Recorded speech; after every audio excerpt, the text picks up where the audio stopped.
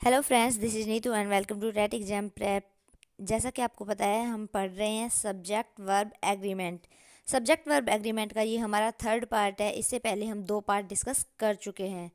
दोस्तों, आज आपको मैं एक स्पेसिफिक इन्फॉर्मेशन देना चाहूँगी और ये है कि टेट एग्जाम प्रेप पर ये हमारा लास्ट सेशन है। इसके बाद कल से हम हमारे चैनल का नाम बदल कर रख रहे हैं स्मार्ट वे। हमारे स्टडी का तरीका स्मार्ट होगा और हम स्मार्ट स्टडी करेंगे, जिसमें हार्ड वर्किंग के साथ साथ स्मार्ट स्टडी बहुत इम्पोर्टेंट है, जो कि सक्सेस में एक महत्वपूर्ण रोल अदा करती है। सो दोस्तों, बढ़ते हैं अपने सेशन की तरफ। जैसा कि हमने कल के वीडियो में 6 से 8 तक के रूल डिस्कस किए थे, तो आज हम डिस्कस करेंगे अपना 9th रूल। 9th रूल में आप देख पा रहे होंगे कि जो नवा रूल है उसमें हमारे पास यहाँ पर चार यहाँ पर चार तरह के एग्जाम्पल दिए हुए हैं। फर्स्ट है द अमाउंट ऑफ, उससे अगला है a great deal of, a large amount of और ए गुड डील ऑफ। तो यहाँ पर दोस्तों आप देख पा रहे हैं कि जो अमाउंट होता है वो कितना भी हो सकता है और अमाउंट अनकाउंटेबल नाउन है। उसके अलावा डील है हमारे पास। डील भी अगर हम कोई डील करते हैं तो हम उसे नहीं कह सकते कि ये कितने परसेंट ग्रेट है, यानी कि ये 100% ग्रेट है, 60% ग्रेट है, 70% ग्रेट है। उसे सिर्फ महसूस किया जा सकता है और समझा जा सकता है कि ये ग्रेट है, बट वो कितने परसेंट और कितनी ग्रेट है ये डिफाइन, यानी कि उसे नंबर में हम डिफाइन नहीं कर सकते। सो ये भी हमारे पास यहाँ पर अनकाउंटेबल नाउन है। उसके अलावा यहाँ पर अभी आप देख पा रहे हैं कि अमाउंट और डील है, ये हमारे पास अनकाउंटेबल नाउन्स है। सो दोस्तों, जैसा कि आप यहाँ पर भी देख पा रहे हैं कि एक एग्जांपल है एक गुड डील ऑफ। तो कोई डील कितनी अच्छी है उसे हम नंबर में डिफाइन भी नहीं कर सकते, कि जैसे कि अगर हमने कोई डील रखी तो वो कितनी अच्छी है, वो 50 अच्छी है, 50% अच्छी है, 60% अच्छी है, 70%, 60%, जितनी भी अच्छी है हम उसे सिर्फ समझ सकते हैं कि हाँ वो अच्छी है, बट उसे नंबर्स में डिफाइन नहीं कर सकते। सो उसे काउंट नहीं किया जा सकता, तो उसे अनकाउंटेबल नाउन के अंदर रखा जाता है। जैसा कि आपको पता है कि अनकाउंटेबल जो नाउन्स होती है वो अपने साथ हमेशा सिंगुलर वर्ब लेती है। सो इन चारों के साथ हम सिंगुलर वर्ब यूज करते हैं, बिकॉज ये चारों ही अनकाउंटेबल नाउन है। यहाँ पर दिया हुआ है कि ये जो चारों है, the amount of, a great deal of, a large amount of और a good deal of make singular subject, so singular verb will use. तो इनके साथ सिंगुलर वर्ब यूज होगी। अब हम इनके कुछ एग्जाम्पल्स देखेंगे। फर्स्ट जो एग्जाम्पल है हमारे पास वो है the good deal of money is required for our education system. कि हमारे एजुकेशन सिस्टम के लिए हमें एक गुड डील ऑफ मनी, यानी कि मनी की एक अच्छी, यानी धन की एक अच्छी डील की आवश्यकता है। यानी कि हमें अपने एजुकेशन सिस्टम को अगर इम्प्रूव करना है तो उसके लिए हमें एक अच्छी और बड़ी रकम चाहिए होगी। सो यहाँ पर हमें ये तो बताया है कि हमें एक अच्छी रकम चाहिए होगी, बट हम इसे नंबर में नहीं डिफाइन कर सकते कि कितनी, यानी कि कितना धन चाहिए, कितनी रकम चाहिए, कितना मनी चाहिए, ये नंबर में डिफाइन नहीं कर सकते, बिकॉज जो डील है वो अनकाउंटेबल नाउन है। सो हम यहाँ पर सिंगुलर वर्ब का यूज करेंगे। सो इसके अकॉर्डिंग हमने यहाँ पर इज, जो कि सिंगुलर वर्ब है, का यूज किया है। नेक्स्ट एग्जाम्पल है the large amount of money has been spent on information technology. यहाँ पर भी आप देख पा रहे हैं कि इसका मतलब ये हुआ कि हमने इंफॉर्मेशन टेक्नोलॉजी पर एक बड़ी धनराशि खर्च कर दी। सो स्पेंड का मतलब होता है खर्च करना, तो हमने एक बड़ी धनराशि खर्च कर दी किस पर, इंफॉर्मेशन टेक्नोलॉजी पर। तो यहाँ पर जो है लार्ज अमाउंट, यहाँ पर हमें पता है कि एक बड़ी धनराशि हमने खर्च की है, यानी कि एक बड़ा रकम है, एक बड़ी राशि है जिसे हमने खर्च किया है, यानी बहुत सारा मनी है हमने खर्च किया है, बट वो कितना खर्च किया है उसे नंबर में हम आइडेंटिफाई नहीं कर सकते। बस इतना पता है कि हाँ हमने बहुत सारा धन खर्च किया है। सो यहाँ पर भी ये अनकाउंटेबल नाउन है, सो यहाँ पर भी हम सिंगुलर वर्ब का यूज़ करेंगे। सो दोस्तों, उम्मीद करती हूँ आपको यहाँ तक की बात समझ में आई है। तो आपके लिए अब एक क्वेश्चन है और वह the great deal of education is are required for our country, कि हमारे देश को शिक्षा की एक अच्छी डील की आवश्यकता है। तो आपको यहाँ पर कमेंट बॉक्स में आंसर करना है कि इसके साथ इज और आर में से कौन सी हेल्पिंग वर्ब यूज होगी, और उसका रीजन भी आपको कमेंट बॉक्स में नीचे लिखना है। नेक्स्ट हम बढ़ते हैं अपने 10th रूल की तरफ। 10th हमारा जो रूल है वो भी काफ़ी 9th रूल से मिलता जुलता है, बट दोनों में डिफरेंस ये है कि उसमें अनकाउंटेबल नाउन थे और यहाँ पर काउंटेबल नाउन है। यहाँ पर भी हमारे 4 एग्जाम्पल दिए हुए हैं। फर्स्ट एग्जाम्पल है ए नंबर ऑफ, सेकंड एक great number of, a large number of, और एक लास्ट है लार्ज नंबर्स। यहाँ पर भी आप देख पा रहे होंगे कि यहाँ पर भी हमें ये तो नहीं बताया गया कि नंबर कितने हैं, बट यहाँ पर एक नंबर दिया हुआ है। तो आपको पता है कि नंबर काउंटेबल नाउन है, क्योंकि नंबर संख्या ही होती है और संख्याओं को हम गिन सकते हैं। सो यहाँ पर जब हमारे पास नंबर दिए हुए हैं और जबकि नंबर जो होते हैं वो काउंटेबल नाउन है, ये तो उनके साथ हमेशा हम प्लूरल वर्ब यूज करेंगे।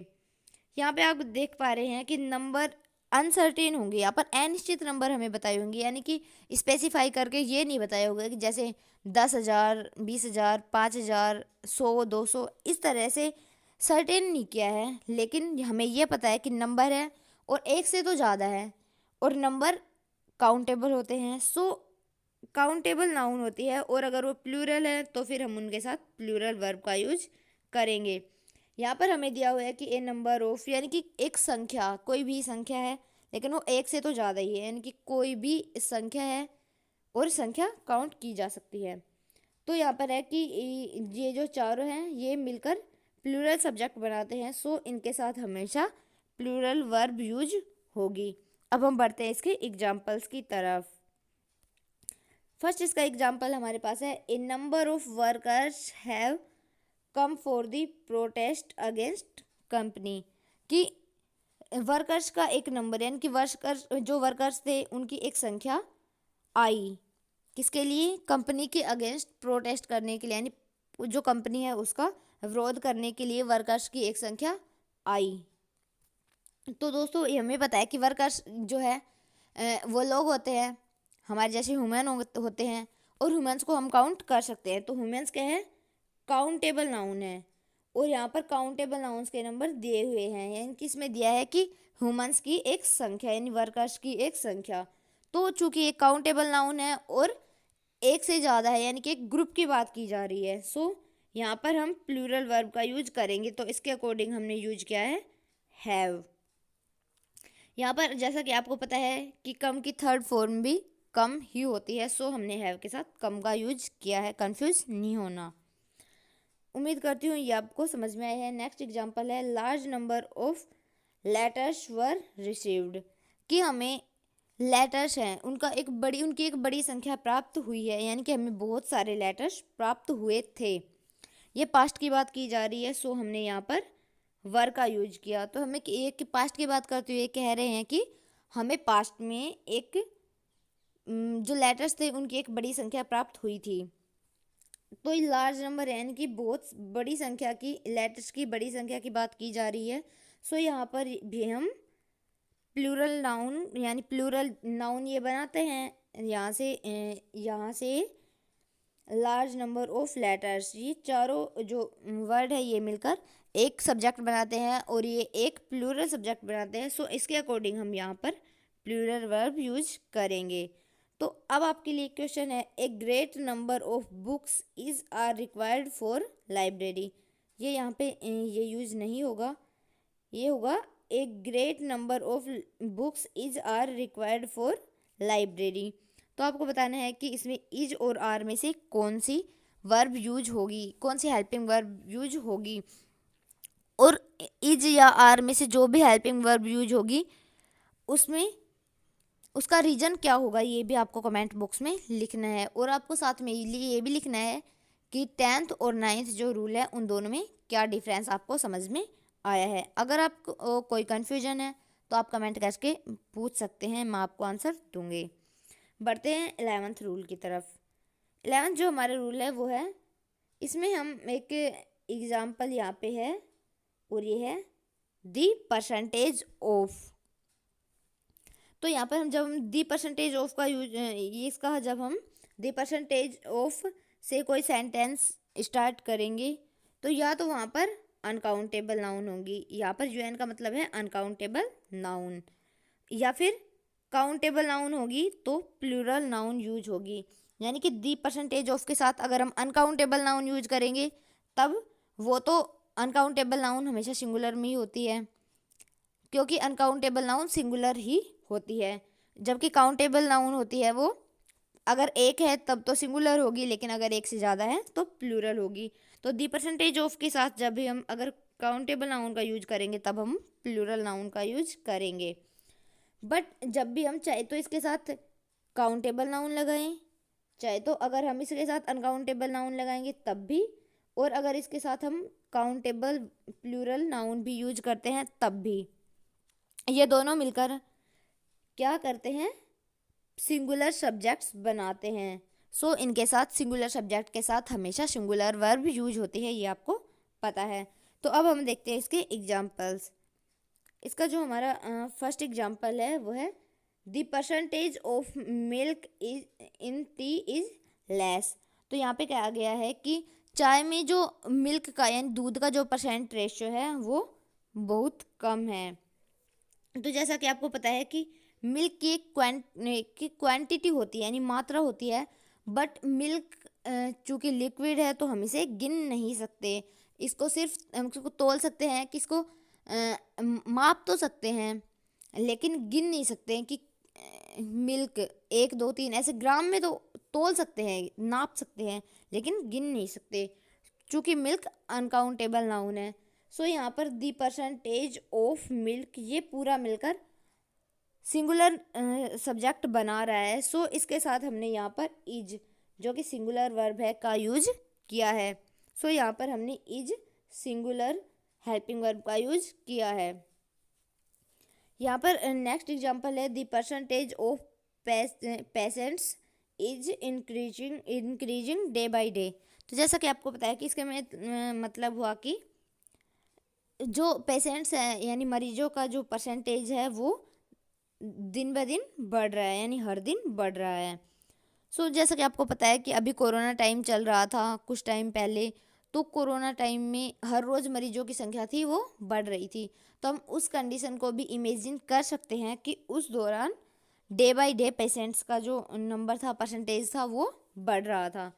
जब हम परसेंटेज की बात करते हैं तब हम अगर अनकाउंटेबल नाउन होगा तब भी और काउंटेबल नाउन होगा तब भी सिंगुलर वर्ब ही यूज करेंगे। बट अगर काउंटेबल नाउन हुआ तो हम प्लूरल नाउन यूज करेंगे। यहाँ पर हमने पेशेंट के साथ एस लगाया है तो ये बन जाता है प्लूरल, और ये बना मिल्क। और चूंकि मिल्क अनकाउंटेबल नाउन है तो ये सिंगुलर में ही यूज होते हैं। अनकाउंटेबल नाउन सारे सिंगुलर में ही यूज होते हैं।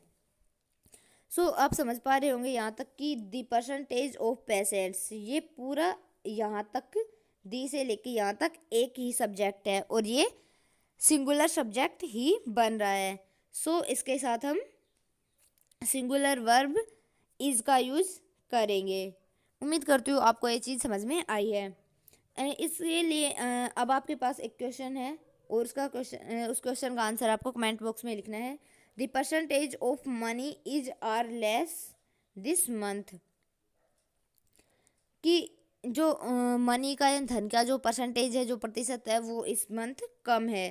तो आपको बताना है कि इज और आर में से कौन सी हेल्पिंग वर्ब यूज होगी, और इनमें से जो भी हेल्पिंग वर्ब यूज होगी उसका रीजन भी आपको साथ में लिखना है। बढ़ते हैं अपने नेक्स्ट रूल की तरफ। तो हमारे यहाँ पे जो 12th रूल है वो है मोर देन वन, यानी कि एक से ज़्यादा। मोर देन वन का मीनिंग है एक से ज़्यादा। तो यहाँ पर countable singular verb more than के वन के साथ काउंटेबल सिंगुलर वर्ब यूज होगी, बिकॉज जो वन है वो सिंगुलर है। सो यहाँ पर काउंटेबल सिंगुलर वर्ब यूज होगी और सिंगुलर वर्ब के साथ में सिंगुलर नाउन यूज होगा और सिंगुलर नाउन के साथ में सिंगुलर वर्ब यूज होगी।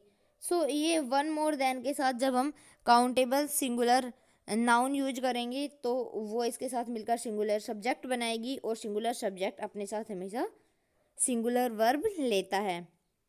अब हम इसके एग्जाम्पल्स देखते हैं। फर्स्ट एग्जाम्पल है more than one doctor is needed to operation, कि हमें एक से ज़्यादा डॉक्टर की ज़रूरत है, किसके लिए? ऑपरेशन के लिए। कि हमें ऑपरेशन के लिए, यानी कि कोई भी ऑपरेशन है उसके चल रहा है, तो यहाँ पे कहना चाह रहा है कि उस ऑपरेशन के लिए जो चल रहा है एक से ज़्यादा डॉक्टर्स की ज़रूरत हमें पड़ेगी।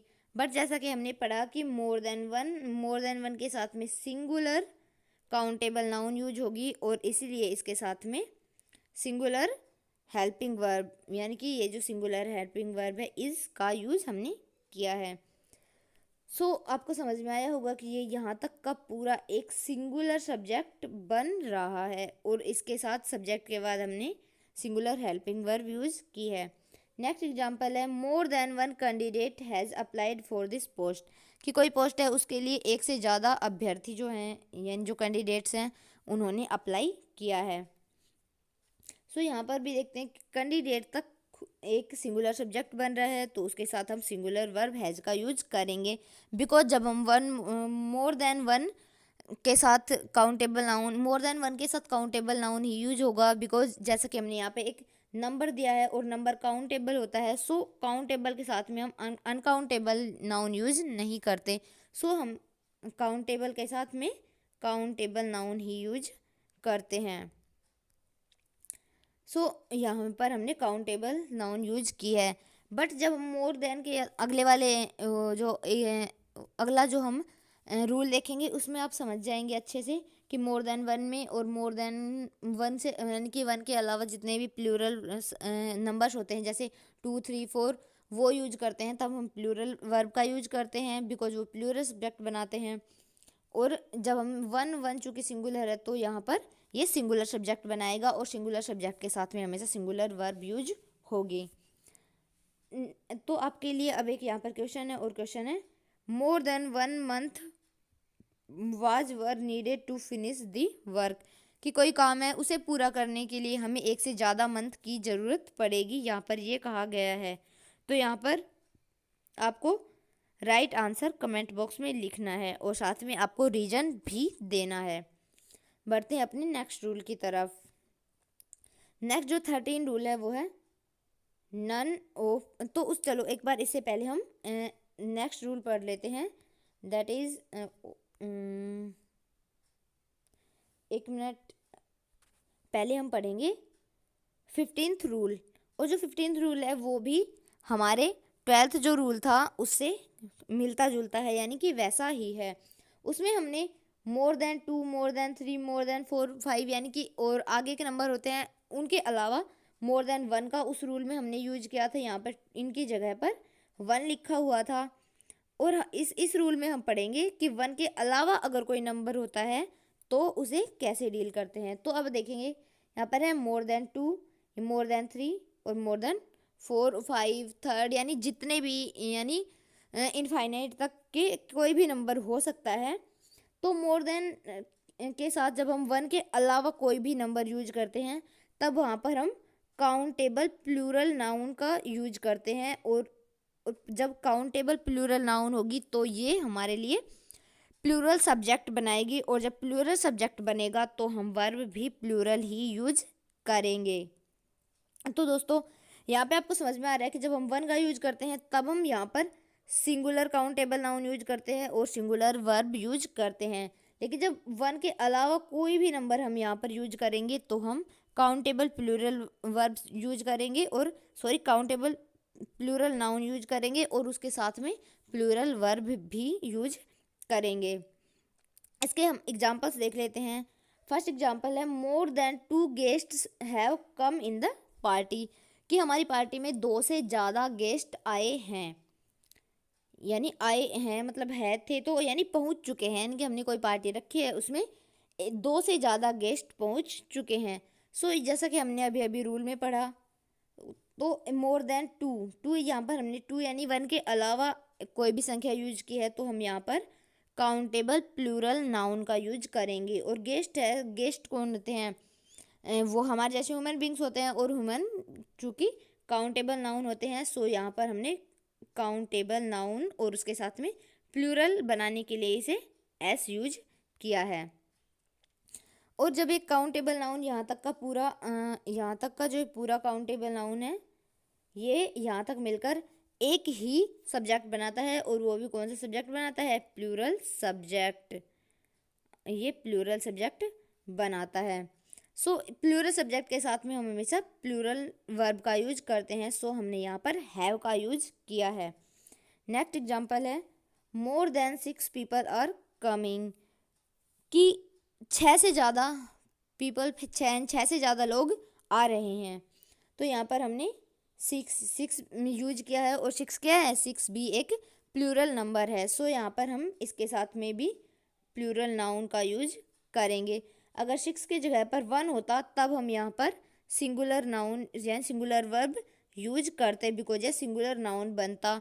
और फिर यहाँ पर पीपल नहीं आकर पीपल की जगह यूज होता पर्सन, PERSON, यानी पर्सन यूज होता, बिकॉज पीपल का जो सिंगुलर होता है वो होता है पर्सन। उम्मीद करती हूँ आपको दोनों एग्जाम्पल समझ में आए हैं। थर्ड जो एग्जाम्पल है वो है more than 5 horses are running in the ground, कि ग्राउंड में 5 से ज़्यादा घोड़े दौड़ रहे हैं।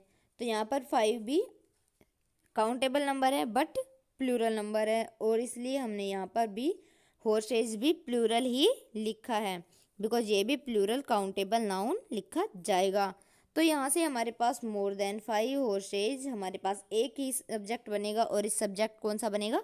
Plural subject. सो इसके साथ हम प्लूरल वर्ब का यूज करेंगे। ये हमारे पास प्लूरल हेल्पिंग वर्ब है, तो हम आर का यूज करेंगे। तो अब आपके लिए एक क्वेश्चन है, और that is more than 20 goats are is black, यानी कि आपको बताना है कि गोट्स के साथ में इज और आर में से कौन सी हेल्पिंग वर्ब यूज होगी, और उसका आंसर भी आपको नीचे कमेंट बॉक्स में लिखना है। बढ़ते हैं। नेक्स्ट हमारा रूल था 13th रूल। तो यहाँ पर 3 एग्जाम्पल है। फर्स्ट है नन, सेकंड नन ऑफ, और नन। तो यहाँ पे एक नन है, यहाँ पे नन ऑफ के साथ में अनकाउंटेबल नाउन यूज होगा, और यहाँ पर जो नन है इसके साथ अगर मैं प्रोनाउन यूज कर दे तब भी हमारे पास ये सिंगुलर सब्जेक्ट बनाते हैं, और जब ये सिंगुलर सब्जेक्ट बनाते हैं तो सिंगुलर सब्जेक्ट के साथ में भी सिंगुलर वर्ब का ही यूज होता है। सिंगुलर सब्जेक्ट जब बनाएंगे तो सिंगुलर वर्ब भी हम यूज करेंगे। तो आप यहाँ पे देखिए, पहला है नन भी सिंगुलर सब्जेक्ट, नन का मतलब होता है कि कोई नहीं, कि कुछ संख्या यानी कोई नंबर हमें दिया होगा तो उसमें से दिया होगा कि उनमें से कोई भी नहीं। तो नन का मतलब होता है कोई भी नहीं, और जब कोई भी काम नहीं कर रहा है तो ऑब्वियसली वो सिंगुलर ही होगा। यहाँ पर नन ऑफ के साथ अनकाउंटेबल नाउन यूज किया होगा, और है नन के साथ में यहाँ पर ये प्रोनाउन भी यूज किया हुआ हो सकता है, तब भी हमें कंफ्यूज नहीं होना। नन ऑफ के साथ अगर नन भी हो, नन के साथ अगर अनकाउंटेबल नाउन हो, काउंटेबल नाउन हो, या फिर कोई प्रोनाउन भी अगर यूज किया हुआ हो, तब भी हमें कंफ्यूज नहीं होना। वर्ब तभी भी सिंगुलर ही यूज होगी। तो अब हम इसके एग्जाम्पल्स देख लेते हैं। तो इसका जो हमारा फर्स्ट एग्जाम्पल है वो है none had completed the work that time, यानी कि किसी ने भी इस टाइम अपना होमवर्क कंप्लीट नहीं किया, यानी कि ये किसी यानी पास्ट के किसी टाइम की बात हो रही है कि उस टाइम किसी ने भी अपना होमवर्क कंप्लीट नहीं किया था। तो पास्ट के अकॉर्डिंग यहाँ पर हैड वर्ब यूज होगी, यानी हैड जो कि हेल्पिंग वर्ब है पास्ट परफेक्ट टेंस की, वो यूज हुई है। उसके साथ में कंप्लीटेड थर्ड फॉर्म है वर्ब की, और यहाँ पर दैट टाइम, हम दैट टाइम को देखकर ही पता लगा पा रहे हैं कि ये हम पास्ट की बात कर रहे हैं। सो हम यहाँ पर हैड का यूज करेंगे। सो अगर हमारे पास यहाँ पर दैट टाइम की जगह दिस टाइम दिया होता, अगर हमारे पास यहाँ पर दैट टाइम की जगह दिस टाइम दिया होता, तब हम यहाँ पर हैड की बजाय कौन सी हेल्पिंग वर्ब यूज करते हैं? तब हैड, तो यहाँ पर हमारे पास पास्ट परफेक्ट में एक ही वर्ब होती है, एक ही हेल्पिंग वर्ब होती है, वो होती है हैड। उसके लिए सिंगुलर और प्लूरल की अलग अलग हेल्पिंग वर्ब नहीं होती। बट प्रेजेंट में हमारे पास हैव, हैज और हैव, एक हैज और एक हैव, दो वर्ब होती है, एक सिंगुलर और एक प्लूरल। तो हमें इनमें से कौन सी वर्ब यूज करनी है? उम्मीद करती हूँ आपको यहाँ पर अगर समझ में बात आई है तो आप बता सकते हैं कि यहाँ पर अगर यहाँ पर दिस टाइम दिया होता तो हम यहाँ पर हैज का यूज करते, बिकॉज नन अपने साथ में हमेशा सिंगुलर वर्ब लेता है, और जब सिंगुलर वर्ब लेगा तो ऑब्वियसली हेल्पिंग वर्ब भी सिंगुलर ही लेगा। सो उम्मीद करती हूँ कि अब आपको ज़्यादा अच्छे से बात समझ में आई है। नेक्स्ट एग्जाम्पल है none of the sugar is wasted, यानी कि शुगर का कोई भी पार्ट, यानी कि हमने यहाँ पर नन ऑफ, और नन ऑफ के साथ आप यहाँ जो शुगर है, हमें पता है कि शुगर अनकाउंटेबल नाउन है, शुगर को हम गिन नहीं सकते, तोल सकते हैं लेकिन उसके जो क्रिस्टल्स होते हैं उनको हम गिन नहीं सकते, यानी एक एक करके गिन तो लेंगे, लेकिन अगर हम कहें कि 1 kg शुगर में कितने क्रिस्टल होते हैं तो हम नहीं कह पाएंगे, क्योंकि कितने भी हो सकते हैं, उनके साइज और उनके वेट पर डिपेंड करता है। सो यहाँ पर हम शुगर को भी अनकाउंटेबल नाउन ही कंसीडर करते हैं। सो यहाँ पर ये कहना चाह रहा है कि जो शुगर है उसका कोई भी हिस्सा खराब नहीं हुआ है, यानी कि थोड़ी सी भी शुगर वेस्ट नहीं हुई है। सो यहाँ पर ये नन ऑफ और नन ऑफ के साथ में अनकाउंटेबल नाउन, और ये सिंगुलर है तो सिंगुलर नाउन यूज होगी, और यहाँ पर हमारे पास सिंगुलर वर्ब। आपको पता है कि नन के साथ में हमेशा सिंगुलर वर्ब यूज होगी, बिकॉज नन हमेशा सिंगुलर सब्जेक्ट बनाता है। नेक्स्ट एग्जाम्पल है none of them has eaten the food yet, कि उनमें से, यानी कि दैम कोई है, यानी कि कोई भी लोग है, उनमें से किसी ने भी अभी तक खाना नहीं खाया है, यानी कि किसी टाइम की बात कर रहे हैं कि अभी तक, यानी कि कुछ लोग हैं उनमें से अभी तक किसी ने भी खाना नहीं खाया है। सो ये दैम है, दैम प्लूरल है, बट हमारे पास यहाँ पर जो कौन सा वर्ब है वो है नन, और नन के साथ में हमेशा सिंगुलर वर्ब यूज होगी, और नन का मतलब उनमें से किसी ने भी खाना नहीं खाया है। अगर हम कहते हैं कि उनमें से 2 लोगों ने खाना खा लिया तब हम प्लूरल बना सकते हैं, लेकिन ये इसमें कहा गया कि किसी ने भी खाना नहीं खाया है, तो जब किसी ने भी खाना नहीं खाया है तो जो खाना खाने वाले हैं वो 0 हैं, क्योंकि खाना खाया ही नहीं है तो सिंगुलर ही होगा, और इसलिए हम सिंगुलर वर्ब का यूज करेंगे, और यहाँ पर हमारे पास सिंगुलर वर्ब जो हमने यूज किया है वो है हैज़। तो आपके लिए अब एक क्वेश्चन है none of the students has ever passed the exam this year, आपको बताना है कि इसमें से कौन सी हेल्पिंग वर्ब हम यूज करेंगे, यानी कि आपको बताना है कि कौन सी हेल्पिंग वर्ब सही है जो यहाँ पर यूज होगी। आपको इसका आंसर कमेंट बॉक्स में लिखना है। बढ़ते हैं नेक्स्ट रूल की तरफ। नेक्स्ट जो हमारा 14th रूल है वो है, उसमें भी हमारे पास कुछ एग्जांपल्स दिए हुए हैं, इन्हें हम देखेंगे। फर्स्ट है 1/3 ऑफ, सेकंड है 1/4 of, 2/3 of, the rest of, part of, 20% of, यानी कि 1/3 ऑफ, यानी कि हम किसी कोई, यानी कि हम सिंपल शब्दों में समझे तो ये होगा कि कोई भी एक चीज़ है, मान लो कि हमारे पास एक ओवल है, ओके, इसे सर्कल मान लो, ऑयल मान लो, इसके हमने 3 हिस्से किए, ये फर्स्ट हिस्सा, ये सेकंड और ये थर्ड, तो हम इसका 1/4 बनाएंगे तब, ये इसका 1/3 बनाएंगे तब ये 1, यानी कि ये हमने 3 हिस्से बनाए और 3 में से कोई एक हिस्सा ये हमने ले लिया, तो ये बन गया हमारे पास इसका 1/3 पार्ट। तो ये होगा कि 3 में से 1/3 का मतलब होगा 3 में से कोई एक हिस्सा।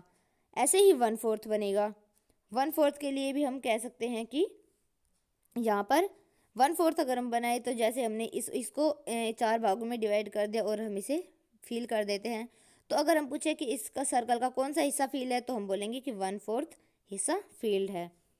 ऐसे ही तो ये बना 1/4, ऐसे ही 2/3 ऑफ, ये 2/3 हो सकता है, यानी कि कोई ये हिस्सा बन गया, ये 3 हिस्से बन गए हमारे पास, तो इनमें से अगर हमने 2 हिस्से मान लो भर दिए तब हम कहेंगे कि 3 में से 2 हिस्से, यानी कि 2/3 का मतलब होता है कि 3 में से कोई 2 हिस्से।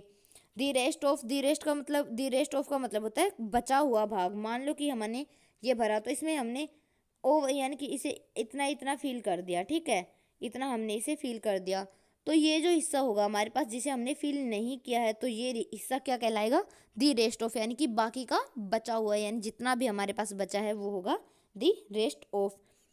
और पार्ट ऑफ का मतलब भी आप समझते हैं कि किसी चीज़ का कोई भाग, मान लो ये है तो अगर हम इसका भाग बनाते हैं तब जो इसका, जैसे 1/4 हुआ, 2/4 हुआ, 2/3 हुआ, 2/4 हुआ, दी रेस्ट ऑफ हुआ, ये सब इसके पार्ट ही है। और नेक्स्ट है 20% ऑफ, तो जैसे 20% ऑफ, यानी हम यहाँ पर परसेंटेज में बात करेंगे, जैसे 20% ऑफ, 10% ऑफ, 50% ऑफ, यानी कि हम परसेंटेज की भी बात इसमें करेंगे। सो दोस्तों यहाँ पे हम देखेंगे कि अगर ये सारी चीज़ें हमारे पास यहाँ पे यूज होती है, यानी कि ये जो दिए गए एग्जाम्पल हैं ये अगर यूज होते हैं, तो अगर अनकाउंटेबल नाउन है तो उनके साथ में सिंगुलर वर्ब यूज होगी, यानी कि इन सारे जो एग्जाम्पल्स हैं, जो सब्जेक्ट्स जो हमारे पास दे रखे हैं, इनसे अगर सेंटेंस स्टार्ट हो रहा है, तो अगर इनके साथ में हमें अनकाउंटेबल नाउन दिया हुआ है तो हम वहाँ पर सिंगुलर वर्ब यूज करेंगे। और अगर काउंटेबल प्लूरल नाउन दिया हुआ है तो, यानी कि अगर काउंटेबल नाउन दिया होगा तो वो प्लूरल दिया होगा, बट अगर अनकाउंटेबल दिया होगा तो आपको पता है कि अनकाउंटेबल हमेशा ही सिंगुलर होता है, अनकाउंटेबल कभी भी प्लूरल नहीं होता। और तो अगर हम इसके साथ काउंटेबल नाउन यूज करेंगे तो वो प्लूरल यूज होगी, और जब प्लूरल नाउन यूज होगी तो प्लूरल सब्जेक्ट बनाएगी, और यहाँ पर जब प्लूरल सब्जेक्ट बनेगा तो वर्ब भी प्लूरल यूज होगी। सो हम यहाँ पर प्लूरल वर्ब का यूज करेंगे। तो हम इसे समझने के लिए देखते हैं एग्जाम्पल्स। फर्स्ट एग्जाम्पल है 1/3 ऑफ वर्क हैज़ कंप्लीटेड, कि काम का एक भाग, यानी कि काम का 1/3 भाग कंप्लीट हो चुका है। यानी कि कोई काम है तो उसका हमने 1/3 कंप्लीट कर लिया है। तो जैसे कि पता है कि आपको वर्क को हम गिन नहीं सकते, कि हमने वर्क को हम देख सकते हैं, माप सकते हैं कि हमने कितना कार्य किया, लेकिन वर्क को हम गिन नहीं सकते। सो ये यहाँ पर अनकाउंटेबल नाउन है, और जब ये अनकाउंटेबल नाउन है तो ये अपने साथ में सिंगुलर वर्ब यूज करेगी। तो इसके साथ हमने वर्क के साथ में हमने सिंगुलर वर्ब का यूज किया, और वो है हैज। नेक्स्ट एग्जाम्पल है 3/4 ऑफ मनी इज स्पेंट, कि मनी का जो हमारे पास धन था उसका उसका जो 4 हिस्से थे उनमें से 3 हिस्से खर्च हो गए हैं। यानी कि मान लो कि हमारे पास 2,000 रुपये थे तो हमारे पास 500 रुपये बचे हैं, बाकी 1500 खर्च हो चुके हैं। सो यहाँ पे मनी है।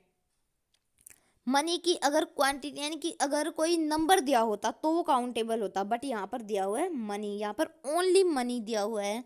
सो मनी एक क्वांटिटी होती है, और क्वांटिटी को हम गिन नहीं सकते, ये एक नंबर नहीं दिया है तो हम इसे गिन नहीं सकते। सो जब ये भी अनकाउंटेबल नाउन होगा, और अनकाउंटेबल के साथ में हमने यहाँ पर is singular helping verb use किया है। नेक्स्ट एग्जाम्पल है the rest of food has already eaten, कि जो बचा हुआ खाना था वो पहले ही खाया जा चुका है।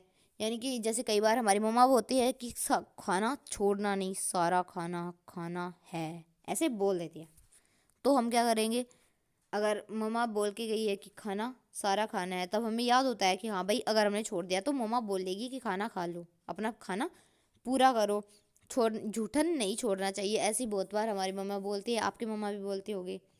तो अगर हम हमारी मम्मा आई जैसे, तो हमने कहा कि मम्मा जो रेस्ट ऑफ फूड था, यानी कि जो बचा हुआ खाना था वो हमने पहले ही खा लिया है।